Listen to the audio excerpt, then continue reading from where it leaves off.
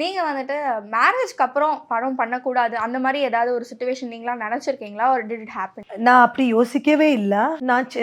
நான் start பண்ணும்போதெல்லாம். That's why சின்ன வயசுன்னு சொல்லும்போது when I started my career right? ம். அப்போ அப்போ ஆப்வியஸ்லி சின்ன வயசு தான் இருந்தது. அப்போ எல்லாம் அம் இந்த மாதிரி யூசுவலி ரொம்ப ஆக்டர்ஸ் வெட்டிங்க்கு அப்புறம் இம்மீடியட்டா தே ஸ்டாப் ஆக்டிங். மேபி நான் ஆக்டிங் ஸ்டார்ட் பண்ணதுக்கு முன்னாடியே சில ஆக்ட்ரஸ் எல்லாம் ரொம்ப பாப்புலரா இருக்கும். லைக் அசின். நான் எப்பவுமே யோசிக்க எஸ்பெஷலி மலையாளி ஆக்ட்ரஸஸ். இப்ப நானும் மலையாளி தான். ஸோ அதனால எதனால எல்லாரும் பிகாஸ் வேற ஒரு கண்ட்ரி ஷிஃப்ட் பண்றதுனாலயா? இதனால எப்பவுமே இவ்ளோ பியூட்டிஃபுல்லா ஒரு actress who is doing very good films.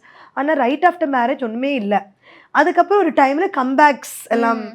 So அப்போ ஒரு கொஞ்சம் சின்ன ஒரு ஹோப் இட்ஸ் நைஸ் கம்பேக் எல்லாரும் இப்போ திரும்பி வந்து ஆக்ட் பண்றாங்க like Jyothika. So that is also நைஸ்னு. ஸோ எப்போவுமே இப்போ நம்ம ஜென்ரேஷனில் குட் ஒரு அட்வான்டேஜ் என்னன்னா nobody wants to stop acting after. இப்போ என்னோட ஃப்ரெண்ட்ஸ் இருந்தாலும் சில ஆக்ட்ரஸ் ஃப்ரெண்ட்ஸ் எல்லாம் they all want to get married. ஆனால் nobody wants to stop acting. இப்போ எல்லாரும் அவருக்கு ஒரு பார்ட்னர் தேவை who will support. Acting stop பண்ணக்கூடாதுன்னு சொல்கிற பார்ட்னர் தான் வேணும்.